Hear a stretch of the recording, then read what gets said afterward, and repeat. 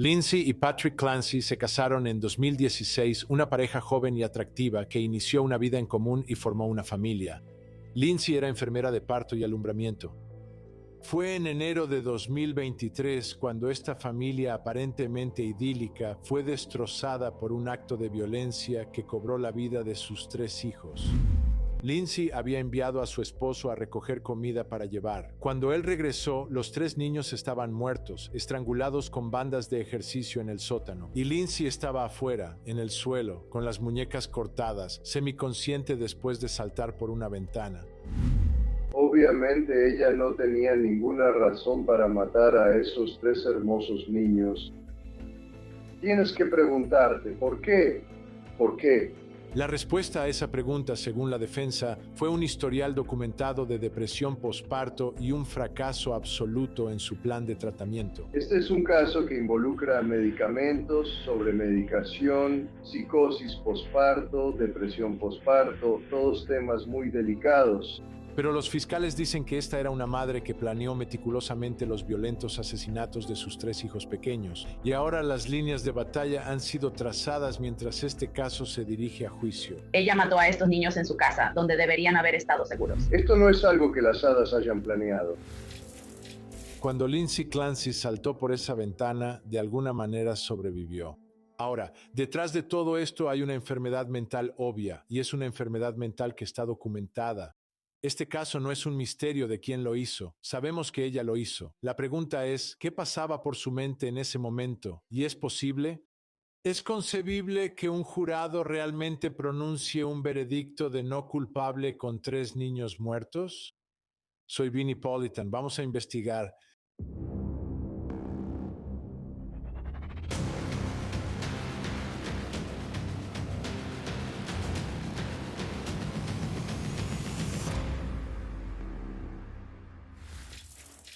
Un caso como este realmente se trata de la familia y de lo que estaba pasando dentro de esa casa, ¿verdad? Hay una mamá, un papá, 3 hijos y una pareja que ya sabes es joven y está enamorada. O sea, este no es un caso donde hay problemas en la casa entre mamá y papá. Todo está bien. O sea, todo está bien, pero están enfrentando algunos problemas serios. Y esos problemas están relacionados con la salud mental de Lindsay Clancy. Ahora he visto muchas veces en Court TV casos donde hay pruebas abrumadoras y la defensa está desesperada y dicen, vamos a alegar insanidad. Y luego intentan como fabricar una supuesta insanidad, tratar de inventar una enfermedad mental donde no hay antecedentes. Ese no es el caso aquí. Aquí hay un historial absolutamente documentado de salud mental, de que ella ha sido tratada por todo esto. Así que este es un tipo de caso diferente, por eso tienes que tomar este tipo de defensa muy, muy en serio. Esto no es como, Dios mío, ella lo hizo, la atraparon con las manos en la masa, tenemos que inventar algo. Ahí estaba y claramente tiene cierto nivel de impacto. La pregunta es, ¿la enfermedad mental encaja en la locura legal? Porque son dos cosas diferentes. La enfermedad mental es como un diagnóstico médico. La locura legal o insania es un estándar legal, algo que un jurado tendría que determinar, a diferencia de la enfermedad mental, que es algo que un médico determinaría. Así que hay una gran diferencia, pero la enfermedad mental está presente. Esto no es inventado, esto no salió de la nada, realmente existía. Y lo que es realmente interesante en este caso, que no vemos en todos los casos, es que Patrick, el esposo de Lindsay, está apoyando a su esposa. Yo estaba ahí en Houston, Texas, y lo recuerdo muy claramente cuando Andrea Yates fue declarada culpable originalmente. Y Rusty, su esposo, no mostró el menor interés. Él ya había seguido con su vida. Sus hijos ya no estaban. Su esposa estaba en la corte. Él ya había seguido adelante. Él tenía una nueva mujer, una nueva vida, todo, una nueva esposa.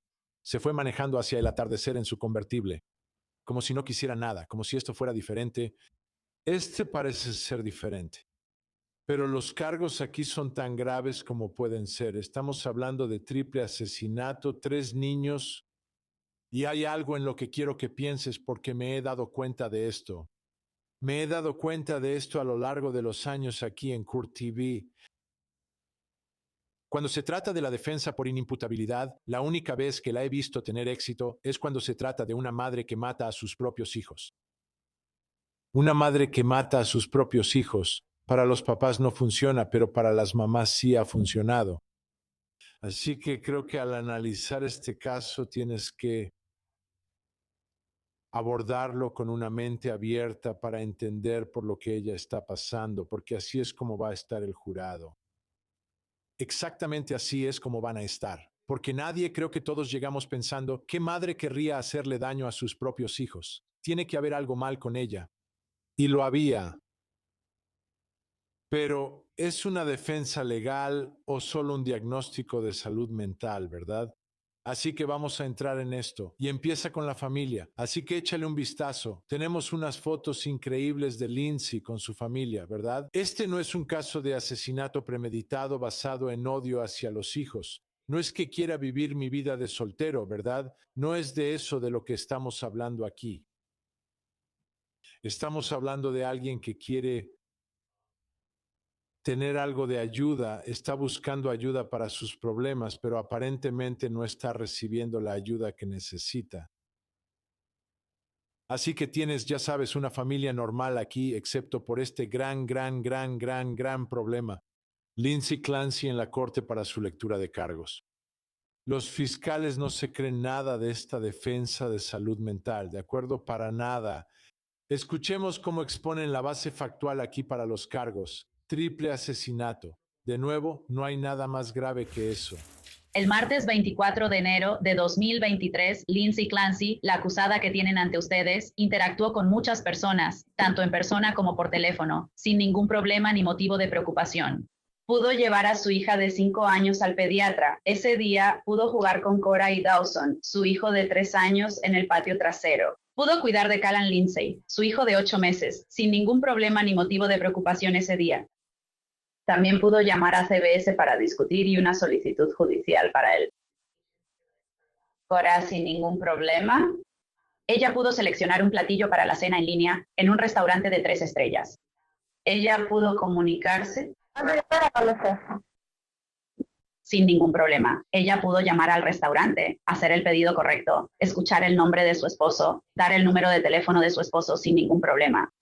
También pudo revisar Apple Maps, donde pudo determinar cuánto tiempo le tomaría a su esposo ir de su casa al restaurante y regresar, para saber cuánto tiempo estaría fuera.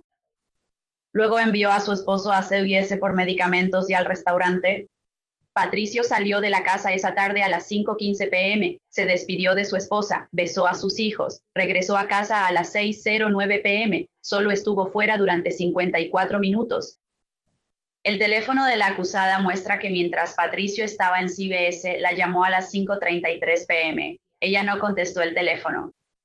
Ella le devolvió la llamada a las 5:34 p.m. Y él dijo que la conversación estuvo bien, estaban hablando sobre medicamentos, así que sí parecía que ella estaba ocupada en algo. Ahora, las imágenes de vigilancia muestran que Patrick colgó el teléfono, fue a la caja y pagó alrededor de las 5:37 p.m. Luego fue a 3 restaurantes cerca de State y en Gator. Sale del restaurante a las 5:55 p.m. Inmediatamente después de la llamada telefónica de Patrick, la aplicación de fitness de Vince Clancy en su reloj, que es la que estaba conectada a su teléfono, muestra que subió 3 tramos de escaleras. En su casa había el sótano terminado, el primer piso, que es el área de la sala, y luego el segundo piso, que es el área de las habitaciones donde estaba su dormitorio. Y muestra que subió esos 3 pisos inmediatamente después de la llamada telefónica en la que habló con su esposo. Cuando Patricio llegó a casa, lo primero que notó fue el silencio, lo cual es inusual con los 3 niños pequeños en la casa. No vio ni escuchó a la acusada ni a los niños. La llamó a las 6:09 p.m. San Valentín y ella no contestó, así que subió a su habitación, que estaba cerrada con llave. Pudo abrirla, y cuando entró, vio que había gotas de sangre en el piso frente a una silla plegable con un agujero. Había una ventana abierta, había lo que parecía ser un cuchillo ensangrentado y un soporte para cuchillos junto a una hielera para vino, una hielera que decía «porque niños».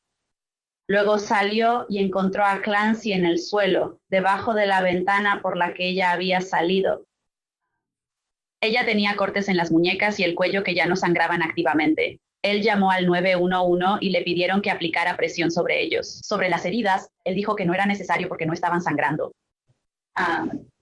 Ella le dijo que los niños estaban en el sótano, según Patrick Lindsay. Cuando llegaron los paramédicos, le pidieron que se quedara con ella y él entró a la casa.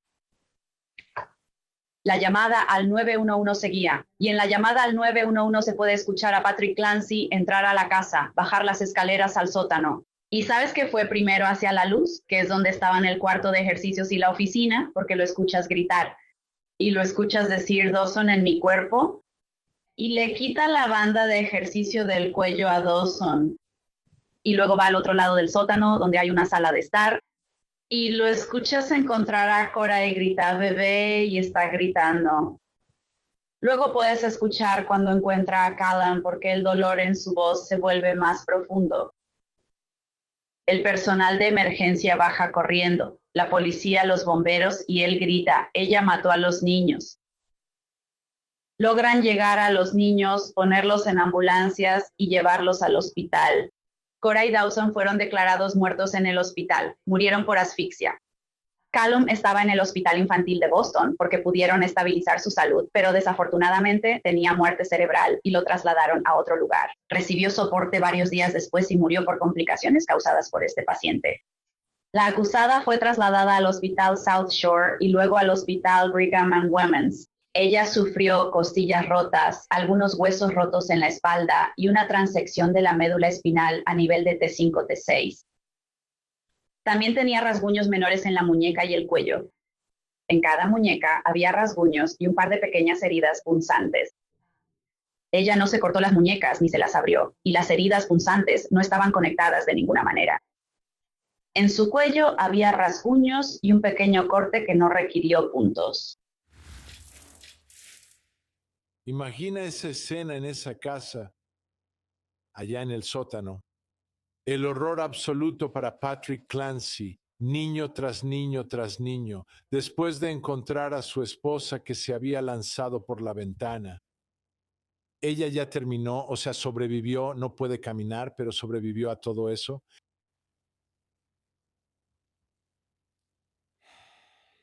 La manera en que sucedió y la planificación y lo meticuloso que fue todo, el pensamiento y la premeditación, es en lo que los fiscales se apoyarán aquí. Pero es interesante porque cuando llegas a la locura legal, generalmente es como si tuvieras una ruptura con la realidad. No significa que no puedas pensar, pero tu proceso de pensamiento no tiene sentido.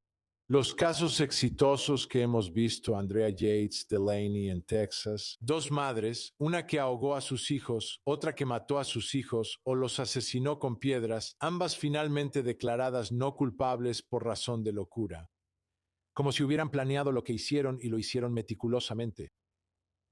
Sin embargo, lo que las motivaba, según los expertos que testificaron, era que cada madre pensaba que estaba salvando a sus hijos al quitarles la vida. Las estaban salvando de Satanás y estaban actuando en nombre de Dios para salvar a mis hijos. Tengo que hacer esto, tengo que ahogarlos para salvarlos. Y eso es prácticamente un caso de insania legal de manual. Lo que está mal es correcto en tu mente, todo está al revés. Lo que necesitamos averiguar en este caso es exactamente qué está impulsando esto. ¿Cree ella que está ayudando a sus hijos al estrangularlos? Escuchemos más de la lectura de cargos. La policía pudo encontrar varios cuadernos en la casa de la acusada, los cuales sirvieron como orden de cateo, que ella usaba como diarios, así como algunas notas en su teléfono. Con gran detalle, los meses, semanas, los meses previos a este incidente.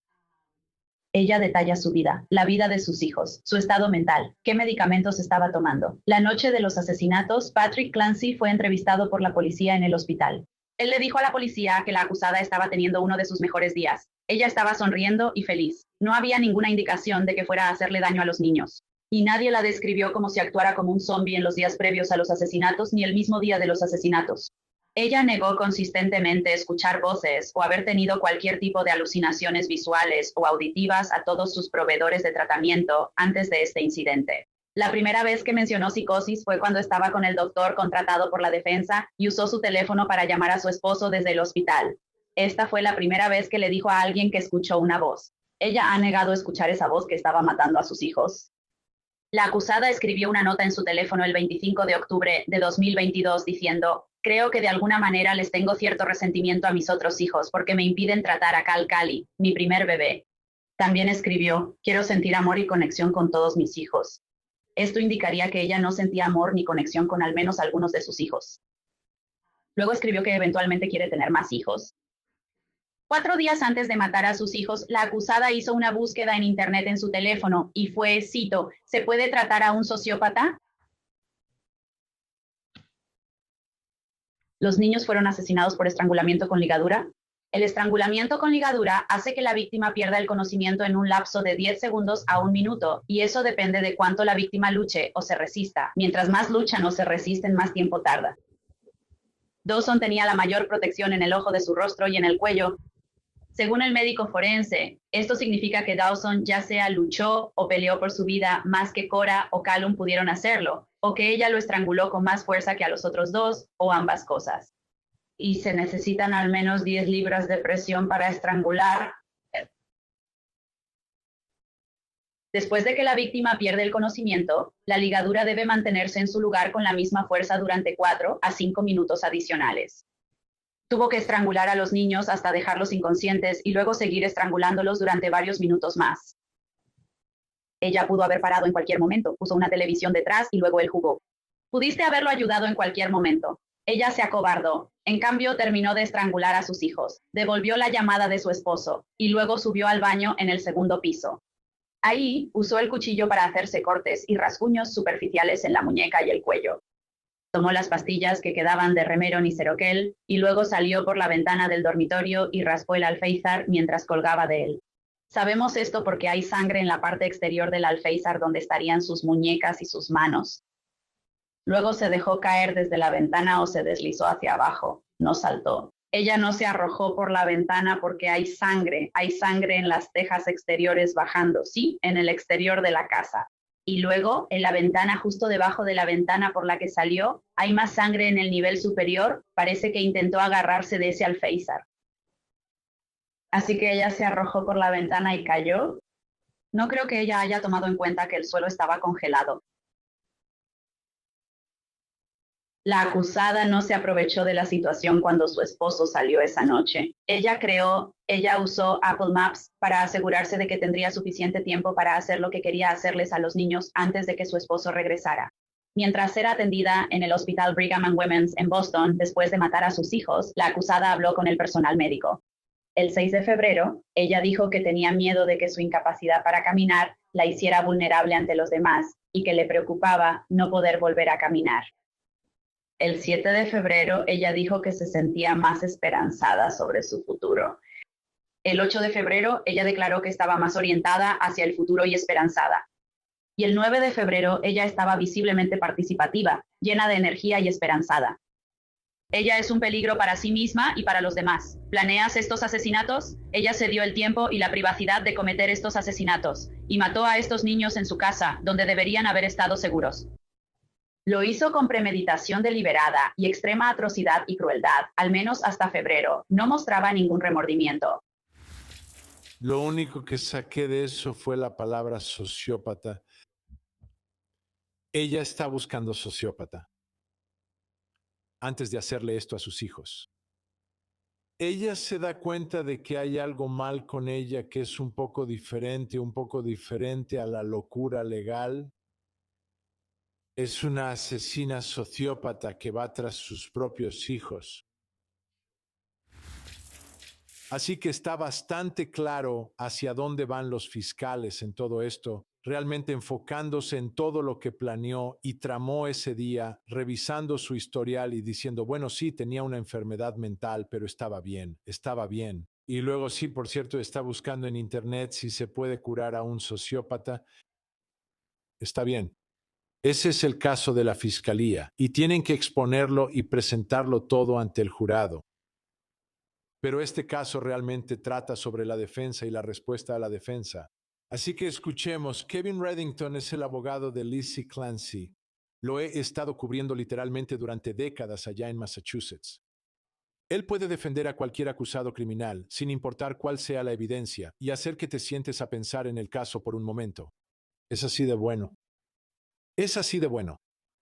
Así que escuchemos lo que tenía que decir en la audiencia de lectura de cargos de Lindsay Clancy.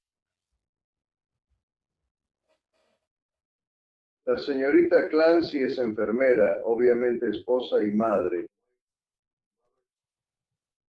Según cualquiera con quien él habló antes de este incidente, ella no era menos que una madre maravillosa e increíble en todos los aspectos.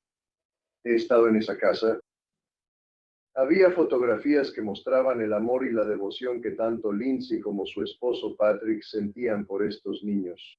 Cada habitación estaba cubierta con sus obras de arte, bordados, fotos, mensajes para los niños, tablas y gráficos de, ya sabes, cómo van y qué están haciendo en cuanto al aprendizaje, el abecedario, los números, cosas por el estilo. Ah, Ella entonces, después de tener a su tercer hijo, obviamente, y lo entiendo, el gobierno quiere mostrar una falta de responsabilidad penal, como alguien que está loco, como nosotros imaginaríamos que alguien está loco, incapaz de hablar, incapaz de cuidarse a sí mismo con la higiene, actuando de una manera muy, muy irracional. Pero eso no es lo que sucede cuando tienes una situación así. Como aquí tienes a una mujer que obviamente está sufriendo de depresión posparto. ¿Y cómo lo sabemos? Bueno, lo sabemos porque en las semanas y meses anteriores ella estaba en ese estado. Ella no podía expresar emociones.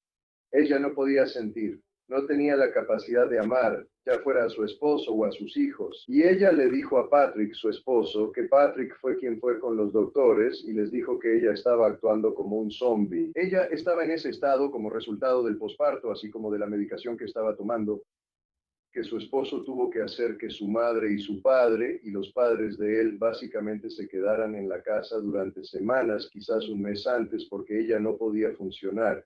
Y él tenía que trabajar. Él trabajaba desde la casa, pero también tenía que salir de la casa. Así que esta es la condición en la que ella... Esto es significativo, ¿verdad? No se ve esto en la mayoría de los tipos de defensas legales por locura, defensas mentales, no se tiene este historial. Y esto no es solo historia antigua, como que ella tuvo una infancia difícil y tenía problemas. No, esto es justo antes de que todo esto sucediera. Justo antes de que todo esto suceda, hay algunos casos en los que ella está recibiendo ayuda. Y tampoco es alguien que necesariamente esté rechazando la ayuda. Ella la ha aceptado y eso ayuda mucho. Como si alguien estuviera sufriendo pero dijera, no, no, no me ayudes, simplemente no. De nuevo, eso no es lo que está pasando aquí. Así que para Lindsay Clancy, dentro de la sala del tribunal, tratando de explicarle al jurado por qué lo hizo, hay documentación de todos estos problemas que ha tenido. Y el jurado va a tener que tratar de entenderlo. ¿Sentirán algún nivel de simpatía hacia ella? Quiero decir, 3 niños muertos, asesinatos brutales, brutales. Escuchaste al fiscal describir lo que tuvo que hacer para quitarles la vida con esas bandas de ejercicio. Sigamos escuchando. que estaba en el estado en que se encontraba en los momentos previos. Y ella llevaba estos diarios porque sus doctores le dijeron que fuera muy, muy precisa. Escribe en el diario qué medicamento estás tomando, cuánto, cuál es la dosis, tuviste alguna reacción, y ella fue muy fiel a eso. Es una mujer inteligente, es enfermera registrada. Ella sabía cómo tomar notas en un diario. Eso no significa ni indica que no estuviera sufriendo, porque obviamente estaba teniendo problemas con el medicamento, razón por la cual le dijeron que llevara un diario. Y es lo mismo que Patrick yendo al doctor y diciéndole al doctor que ella es como un zombie, y los padres quedándose con ellos para ayudar a cuidar a los niños. Y el hecho de que ese día ella pudo hablar, comunicarse, hacer muñecos de nieve con sus hijos, hablar con su esposo, hacer planes para cenar, salir y comprar la cena, esto no es algún plan nefasto donde ella va a buscar en Google cuánto tiempo va a tomar llegar a un restaurante al que ya han ido, que ya saben dónde está mientras está planeando. Y como resultado de eso, luego habla con él. Así que supongo que debía estar planeando porque pudo comunicarse con el esposo. sobre las compras de los artículos en la farmacia. Cuando estaba en la casa, pude ver la sangre que estaba en el piso, en la pared y en el alféizar de la ventana, y era bastante abundante. No era una especie de rasguño superficial, pequeño y sin importancia en su muñeca o en su cuello. Era sangre. De hecho, parecía un rociado arterial, porque estaba en el piso, gotas por todas partes, y como dije, en la pared y en la ventana. Obviamente que ella cayó por la ventana, no anticipando que de alguna manera ella iba a deslizarse por la casa y fingir que era suicida. Obviamente ella cayó al suelo y se le seccionó la columna vertebral. La policía haciendo comentarios en la reunión de prensa, los medios y el gobierno discutiendo con ellos. Y de buena fe, nunca sugeriría que estos abogados tergiversarían algo. Pero todos lo tomaban como si ella fuera a estar bien. Ella no va a estar bien, está permanentemente paralizada. El doctor Philip Resnick, quien era un psiquiatra de renombre mundial, la ha examinado y en su propia opinión. El doctor Paul Cizell está sentado aquí, ha estado con nosotros en este asunto desde el principio. Una vez que me involucré en el caso con la familia, obviamente ella no tenía ninguna razón para matar a esos 3 hermosos niños. Tienes que preguntarte, ¿por qué? ¿Por qué? Ese es el caso, ¿verdad? Ese es el caso. Si ella no tenía una enfermedad mental, si no estaba demente en ese momento, si no tuvo una ruptura con la realidad, ¿por qué haría esto? No tiene ninguna razón para matar a sus hijos. Ahora, lo interesante es que, ya sabes, yo sé, ¿verdad? Los fiscales no tienen que probar el motivo en ningún caso. No es un elemento del delito. No lo es. O sea, no es como que está bien, fiscales tienen que probar, ya sabes, cómo lo hicieron, por qué lo hicieron. No, no tienen que probar por qué lo hicieron.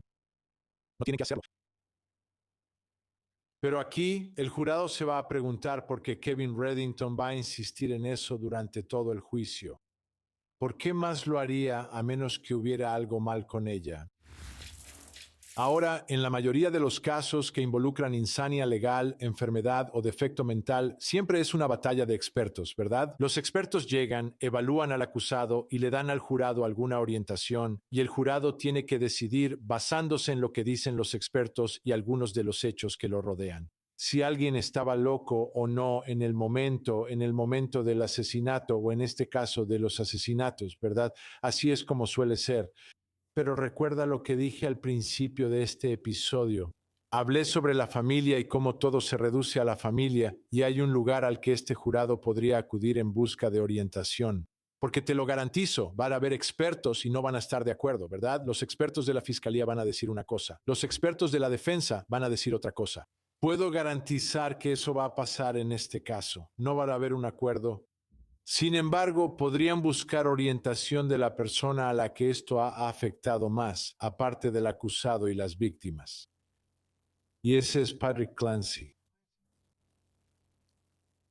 El padre de los niños, el padre de las víctimas, el esposo de la acusada. Él está literalmente en medio de todo esto. ¿Qué ha dicho? ¿Y cómo podría eso quizás impactar la manera en que el jurado ve todo esto? Mira esto de la declaración de GoFundMe de Patrick Clancy. Quiero pedirles a todos ustedes que encuentren en lo más profundo de su ser el perdón para Lindsay, como yo lo he hecho. La verdadera Lindsay, dice él, era sumamente amorosa y atenta con todos, conmigo, nuestros hijos, la familia, los amigos y sus pacientes. Las mismas fibras de su alma son amorosas. Todo lo que deseo para ella ahora es que de alguna manera pueda encontrar paz. De nuevo, no ir tras ella, eso dice mucho. Mira esto es de una entrevista de la revista Nueva York, un artículo de la revista Nueva York en octubre de 2024. Un par de días antes de la acusación formal, Pat, que es el esposo, recibió un mensaje de voz de un número que no reconocía. Era Lindsay llamando desde el celular de un psicólogo para decirle que lo amaba. Ella llamó de nuevo al día siguiente mientras Pat caminaba por la orilla y esta vez él contestó. Hablando rápido y con pánico, Lindsay explicó que había escuchado una voz que le ordenaba matar a los niños y luego a ella misma porque era su última oportunidad.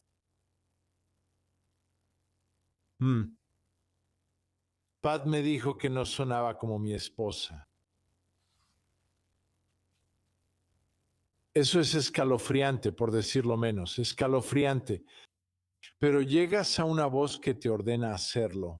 Esta es tu oportunidad, tienes que hacerlo. Estos son los tipos de casos dependiendo de quién se supone que es esa voz. ¿Es un ángel o un demonio, verdad? ¿Es Dios o es Satanás? O sea, ¿quién es esta voz que le está ordenando cometer el asesinato? Para mí eso es muy importante en todo esto. Ahora, hay una demanda civil donde estamos aprendiendo mucho más sobre esta familia y sobre las circunstancias que rodearon el asesinato de estos tres niños. Y Patrick Clancy tiene una demanda por muerte por negligencia contra el equipo médico de Lindsay. Voy a leerles, tengo partes de esa demanda. Escuchen esto. Cuando Lindsay comenzó el tratamiento, tenía dudas sobre tomar medicamentos recetados. Sin embargo, el 15 de septiembre de 2022, el Dr. Tufts le recetó a Lindsay sertralina, también conocida como Zoloft. Lindsay no tomó el medicamento al principio, pero para el 3 de octubre de 2022 le dijo al Dr. Tufts que estaba, cito, a punto de tomar el medicamento, pero quería intentar con terapia primero. Lindsay comenzó a tomar el Zoloft recetado a mediados de octubre. Esto de nuevo es importante, ¿verdad? Demuestra que la acusada se resistía a tomar el medicamento. La defensa sin duda señalará al medicamento como parte de todo esto. Sin embargo, una semana después de comenzar el medicamento y aumentar la dosis según lo recetado, el 20 de octubre le informó al Dr. Tufts que se sentía terrible y que tenía insomnio debido al aumento de la dosis. No quería comer, se sentía más deprimida, lloraba todo el día, tenía confusión mental y estaba aterrada de empezar algo nuevo. De hecho, explicó que su ansiedad había empeorado en comparación con antes de que comenzara a tomar el medicamento. Sentía que era difícil diferenciar cómo se sentía antes de tomar el medicamento. Experimentaba pensamientos acelerados durante la noche y temía llegar a tener pensamientos suicidas. Teme que algo malo suceda, no quiere estar sola. Esta reacción a una dosis relativamente baja del medicamento fue atípica y debió haber llevado al Dr. Tufts a evaluar por qué Lindsay reaccionó de esta manera. Entre otras cosas, debió haber realizado pruebas de los niveles de medicamento en el plasma sanguíneo. El Dr. Tufts no lo hizo, señalando al Dr. Tufts, señalando al medicamento. Por eso lo hizo, damas y caballeros del jurado. Como que este es el caso civil, pero esto debería ser parte de la defensa penal. Aquí hay más de la demanda. El 21 de noviembre de 2022, el enfermero Paul le recetó a Lindsay fluoxetina, conocida como Prozac. Lindsay estaba describiendo síntomas que sugerían manía, como pensamientos acelerados, insomnio extremo, frustración y sentirse asustada. En este punto, nuevamente, se debieron haber realizado análisis de laboratorio para asegurarse de que Lindsay estuviera metabolizando los medicamentos que le recetaban a un ritmo normal. Sin embargo, no se realizó ningún análisis de laboratorio. 2 días después, Lindsay le informó a la enfermera Paul que se sentía desconectada y aturdida ese día, un poco dispersa. Esto le había pasado algunas veces en los últimos meses. Poco después, el 25 de noviembre de 2022, la enfermera Paul le recetó a Lindsay 3 medicamentos adicionales: Ambien, Remeron y Klonopin. No está reaccionando bien a los medicamentos y le están recetando más medicamentos. Sabes hacia dónde va la defensa con todo esto, y esto es parte de la demanda civil. El 28 de noviembre, Lindsay le informó a la enfermera Paul que seguía teniendo problemas para dormir, que todavía se sentía desorientada, olvidadiza y desconectada de su cuerpo. Cuando se despierta, se siente como si tuviera resaca, aterrada de volverse adicta a las benzodiazepinas. Siente que está en un estado de pánico en este momento. Esto no es bueno, o sea, no es bueno para los doctores, pero podría potencialmente ayudar a la acusada. El 5 de diciembre o alrededor de esa fecha, Lindsay le informó a la señorita Dukes que había tenido pensamientos intrusivos de querer morir y que se había comunicado con Aspire Crisis Support, un servicio de emergencia para personas en riesgo de autolesionarse durante el fin de semana. De nuevo, la documentación en este caso va mucho más allá de lo que hemos visto en otros casos. Patrick participó en la consulta con la enfermera Paul y le informó que la ansiedad de Lindsay había empeorado significativamente desde que comenzó a tomar medicamentos psiquiátricos. El testimonio de su esposo la va a ayudar. Le han dado estos medicamentos, está empeorando, le dan más medicamentos, empeora aún más. No es culpa de Lindsay, es culpa del doctor, no es culpa de Lindsay, es culpa de la medicación. Al día siguiente, Lindsay asistió a una cita con la enfermera Gelata durante la consulta. Lindsay informó que solo dormía 3 horas por noche, se sentía completamente abrumada y que su mente estaba constantemente activa. No puede dormir. La falta de sueño causa más problemas. Créeme, el perito de la defensa va a hablar sobre la falta de sueño y lo que eso le hace a la mente de una persona. Los síntomas que presentó Lindsay hicieron que la enfermera Gelata le preguntara si tenía pensamientos de hacerse daño a sí misma o a sus hijos. Lindsay negó tener esos pensamientos, pero nuevamente informó que sentía miedo, como si algo terrible pudiera pasar casi todos los días. Está bien. Ella no admite que tenga pensamientos de hacerse daño a sí misma o a sus hijos. Lindsay también informó que creía que sus síntomas continuos estaban relacionados con el medicamento que le recetaron y que inmediatamente después de que le recetaron una dosis más fuerte de Zoloft, no durmió durante 48 horas y no tenía sueño. Además, buscando ayuda, ahora pasamos a diciembre de 2022, Lindsay se internó en un programa hospitalario diurno en el Women and Infants Hospital destinado a pacientes con depresión postparto. Ella misma se está internando, está tratando de conseguir ayuda. Mientras estaba en el Women and Infants Hospital, Lindsay informó que comenzó a tener ideas suicidas pasivas inmediatamente después de comenzar a tomar Seroquel recetado por la enfermera Gelata. También van tras la enfermera. Estás recetando algo que ahora le está provocando ideas suicidas. El Women and Infants Hospital determinó que los problemas de salud mental de Lindsay probablemente se debían a una sobremedicación y un diagnóstico erróneo, y que por lo tanto su programa diurno no era apropiado para ella. El Women and Infants Hospital se puso en contacto con la enfermera Gelata para hablar sobre el cuidado de Lindsay, pero la enfermera Gelata no respondió.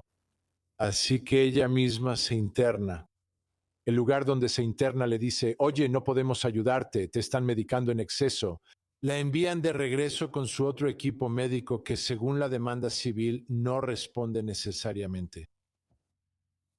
Ahora pasamos al 12 de enero de 2023, Lindsay le informó al Dr. Tufts que todavía se sentía con un estado de ánimo muy bajo, sin motivación y simplemente muy deprimida. Esto ha estado ocurriendo durante meses y ya me estoy desesperando por algo que funcione rápido para sacarme de este estado depresivo. 4 días después, durante otra visita de 17 minutos, el Dr. Tufts informó que el estado de ánimo de Lindsay seguía siendo deprimido y su afecto deprimido y plano, escribiendo que el ánimo de Lindsay todavía es muy bajo. Sin motivación, entumecida, capaz de obligarse a salir de la cama, cuidar lo básico como comer, concentración bien, cuidar al bebé y el vínculo se siente forzado, sin ideas suicidas. Lindsay tuvo una cita final con el Dr. Tufts el 23 de enero. Durante esa cita de 17 minutos, Lindsay informó que estaba un poco más ansiosa y con el corazón acelerado y que notaba más ansiedad en las mañanas.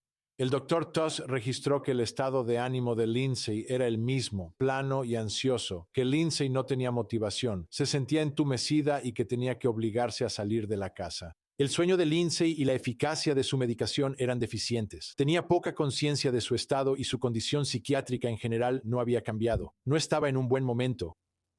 Todo esto está completamente documentado. Los médicos tratantes van a ser interesantes en este juicio penal, ¿verdad? Porque ellos son a quienes les van a echar la culpa, van a estar muy a la defensiva. Y será interesante ver cómo se desarrolla eso. El Dr. Tufts y la enfermera estaban a cargo del cuidado de Lindsay y, a pesar de advertencias claras, no tomaron las medidas apropiadas de acuerdo con el estándar de atención. Y al no hacerlo, es más probable que directamente y de manera próxima causaron que Lindsay le quitara la vida a sus hijos. Ahí es a donde va la defensa. Van tras el doctor, la enfermera, la medicación. Lindsay estaba buscando ayuda y obtuvo exactamente lo contrario. Así que mencioné que el abogado defensor de Lindsay Clancy, Kevin Reddington, es muy bueno. Es muy agresivo y prueba todo lo posible porque ya lo ha hecho todo. Ya lo ha visto todo. Y una cosa que intentó hacer en este caso, lo cual es interesante, es que buscó una bifurcación tratando de que el juicio se dividiera en 2 partes diferentes. Como la primera parte, los fiscales tienen que probar su caso. Y luego la segunda parte, ok, ahora hablemos de su estado mental. Bueno, en la mayoría de los casos de inimputabilidad legal, normalmente lo haces todo de una vez, ¿verdad? El problema para un acusado penal es que una vez que empiezas a entrar en el mundo de la inimputabilidad legal, estás admitiendo que lo hiciste.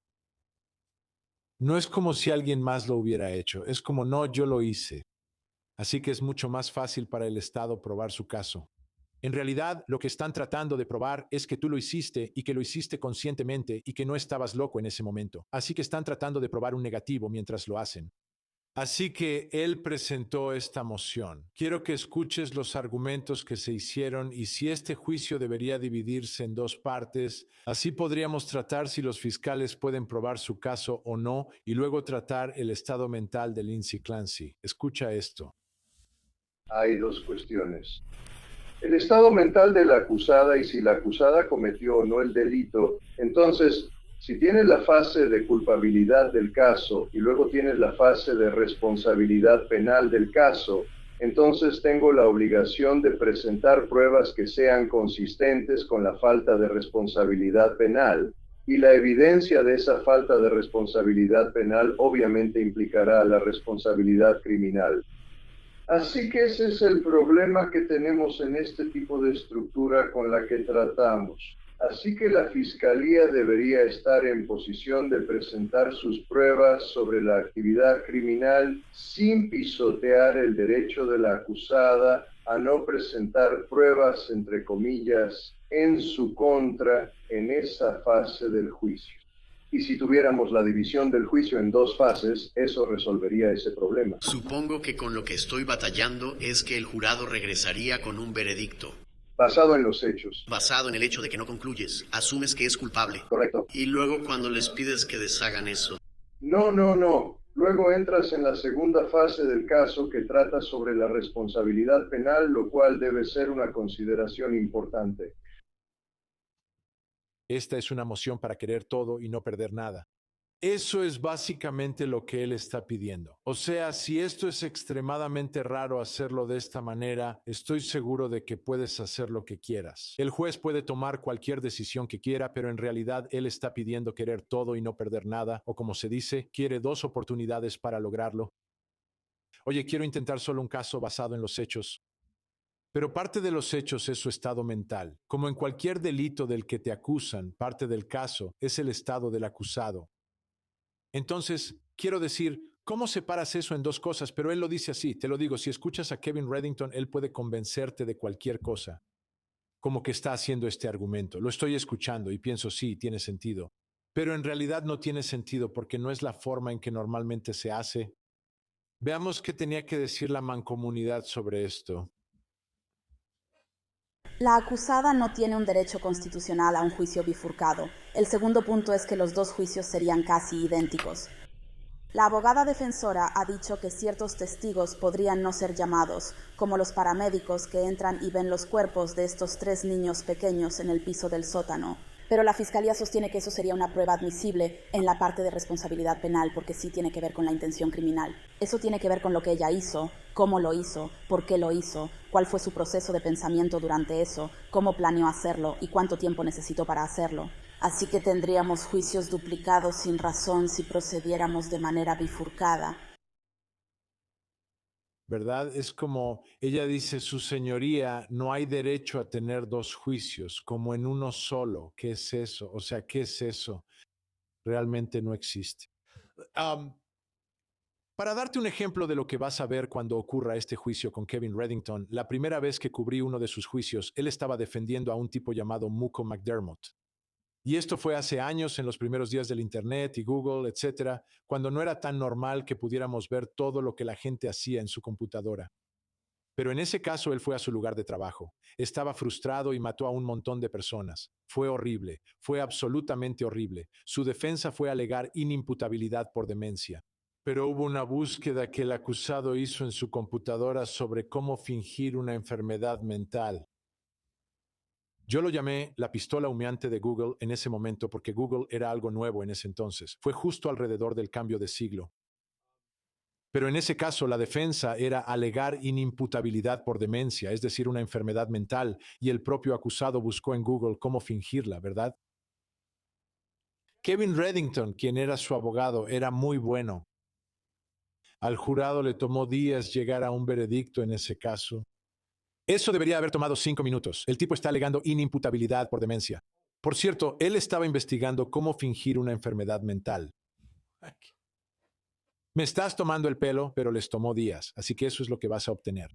Y eso es lo que debes esperar cuando ocurra este juicio. Esto va a ser muy disputado, una pelea difícil. Y como puedes ver por todo lo que hemos repasado aquí, esta es una acusada que tiene una defensa legítima. No estoy diciendo que vaya a ganar, no estoy diciendo que deba ganar. Pero esta es una ocasión poco común en la que estamos viendo esto. Este tipo de defensa por enfermedad o defecto mental, donde alguien ha sufrido una enfermedad o defecto mental, ha estado tomando medicamentos.